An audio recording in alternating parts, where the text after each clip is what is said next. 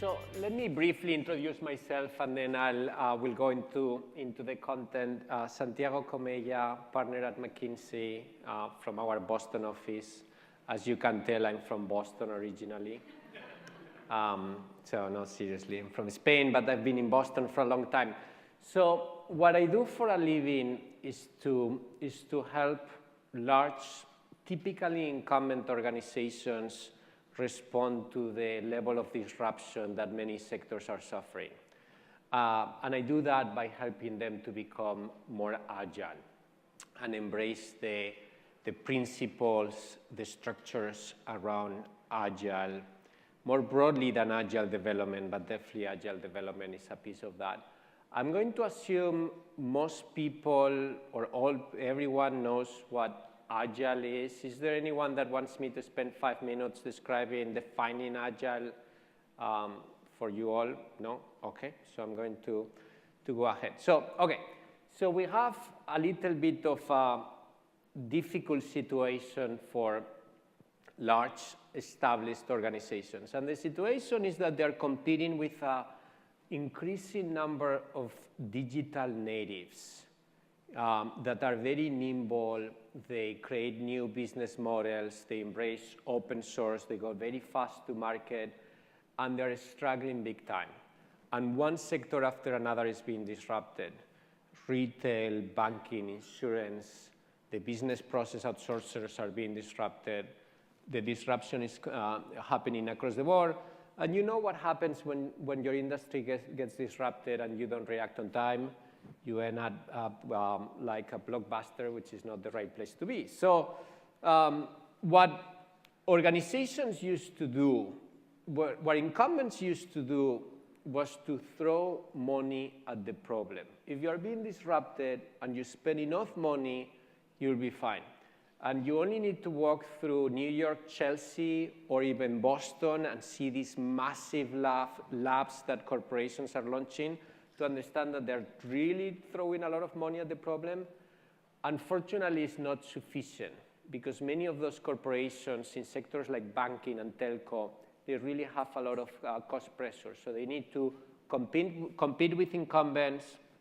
They cannot just address the problem by kind of throwing money at it. Furthermore, they need to compete with the same talent that the disruptors are competing with. And that is proving tremendously difficult. There is very limited talent across digital, data analysis, and whatnot. And lastly, it's a very uncertain environment. The actions that would make sense to compete a year ago are already the wrong actions to take today. So they need to retool their organization to react very quickly to an environment that is volatile, that is uncertain, with a lot of complexity, a lot of ambiguity. So what we have seen institutions to do is to really embrace Agile and the principles of Agile, small, cross-functional, autonomous teams, and organize your entire enterprise around that. And we see a little bit of a different set of stages into the journey to go Agile. There is a lot of organizations that are still doing Agile experimentation. So just to give you an example, most of the regional banks are still experimenting with Agile. Believe it or not, there are many institutions that are still experimenting with Agile.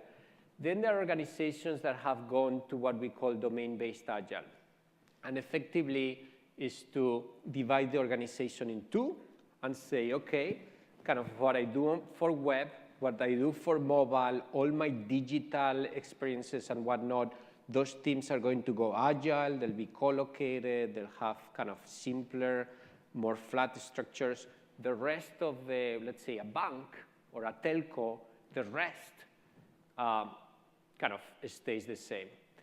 We have seen many institutions doing that.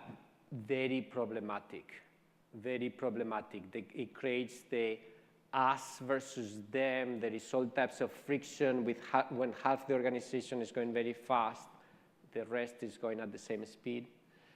Then there are a handful of large institutions that actually have gone to full Agile across everything that has to do with technology. And very interestingly, we are seeing a few, still very few organizations that took Agile and are using those concepts not only for technology, for everything. They are changing their HR teams, their finance teams, their marketing teams. They're going to cross-functional teams across the board. Only a handful of large institutions have done that. They are being very successful. Of course, you could claim that the jury is still out because there are so few of them that have gone end-to-end full Agile, but that's something very interesting to see. So kind of, does it work? If you are a large institution, if you're an institution and you decide to go through that journey, decide to transform into Agile, does it pay back? We have done quite a bit of research throughout the years. It massively does. Just to give you an example, we ran a survey, and we asked a bunch of questions on org structure and whatnot, and there is half a dozen questions that relate to agility. They ask questions like, kind of, do you work with functional organizations or are your teams cross-functional? How many layers do they have, right? There's a handful of questions that correlate with what we call agility. We correlated that with financial performance. You can see the results on the left. Massive correlations. Those organizations that are embracing the concepts of agility are really, from a financial point of view, doing very well indeed. So what does it mean to actually go to Agile at the scale and change your entire organizations into something that is Agile? So there are changes to a structure, there are changes to processes, there are changes to people, and there are changes, of course, to technology. From a structure point of view, the number of layers changes dramatically. Just to give you a sense, I have a client that in their headquarters, they have 5,000 people. They only have 3 layers. And if you think about a regular corporation, for that size, they may have 5 or 6. So really more flatter. And then they move into places where folks are fully dedicated to one thing and one thing only. This is one of the, my opinion, insanities of the corporate world. The fact that there is this impression that to keep people fully utilized, you need to assign them to 10 different projects. That's completely insanity, right? Those folks are splitting their time, context switching. So moving to that as well, iterating very quickly, right? From a process point of view, the cycles of releasing new technology, in many cases going to weeks, if not days, while in a typical institution, in a bank, to launch a new financial product and think through all it used to take 2 years. So there's definitely changes to processes. The people element changes dramatically. The way I would position it is you rewire your organization to focus on the actual frontline associates that are doing the work. And everything else becomes a tool to make those people successful. Which, if you think about it, is very different from how traditionally it happened, right? Traditionally, it was very much command and control. There were some corporate goals that would cascade down and whatnot. Doing that and reverting that and putting the people, okay, how do actually we make associates successful? How do we protect them from disruption? How do we make sure that they can do the work? That mindset from a people point of view and people processes point of view, kind of quite a dramatic change for most institutions. And finally, from a technology point of view, I don't think I need to kind of talk too much about that, but the concept of doing continuous delivery, the concept of doing continuous integration, the concepts of taking your technology staff and decouple that and create components that are decoupled from the rest, so you can create these teams that are self-contained and whatnot. So obviously it has tremendous technology implications as well. So I hope so far I've convinced you that it is the worth thing to do, is the worth thing to focus on, and the changes are quite substantial. So let me give you a sense of, based on our research, what we have found to be key success factors to orchestrate a successful transformation into Agile, an Agile operating model. Number one, you need to understand what do you want to do.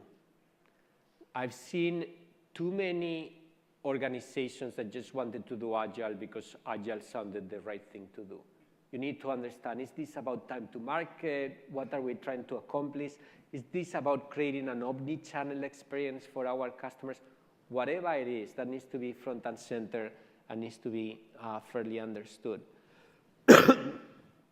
No single formula. I don't know if you guys, how deep you are in the world of Agile, but there are all types of formulas in the Agile world. Like, I don't know if you guys know frameworks like SAFe. Do you know what SAFe is?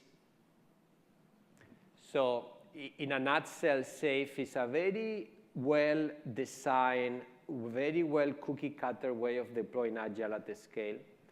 And there are many others. There are many institutions that thought that that was the silver bullet, and kind of you do this by the book, and it didn't really deliver impact. You need to think through what you're trying to accomplish and then design a transformation that makes sense for you. Leadership needs to be fully on board.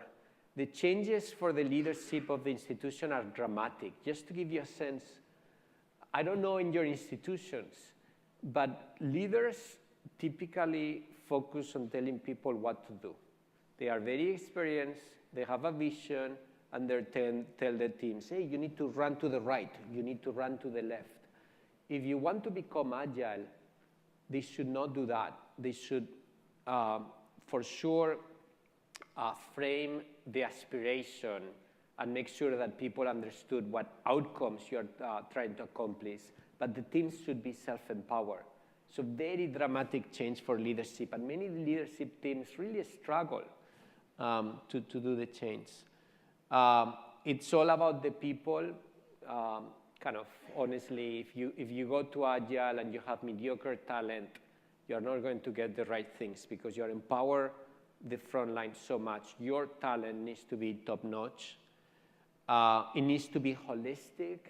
It could not be only processes. You need to change the way you do performance management. Your organization structure needs to be holistic. Otherwise, it's going to create tremendous friction between folks, kind of teams trying to use an Agile process, and everything else is wired for a pre-Agile world. So it needs to be holistic. Culture is key. A culture of empowerment, of accountability. And you need to, honestly, you need to try. It is a big transformation. It's not only, it becomes part of your DNA, but like with everything else in life, right? You need to actually go and do it and commit to do it and jump and start the transformation.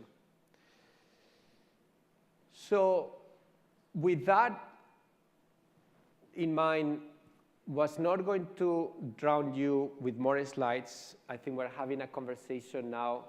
Love to believe a few questions will be asked, and after that, you will all be asked to ask questions, so feel free to ask any questions you want to ask about Agile. It's a topic that I've been very passionate about, so really looking forward to your questions in a couple minutes.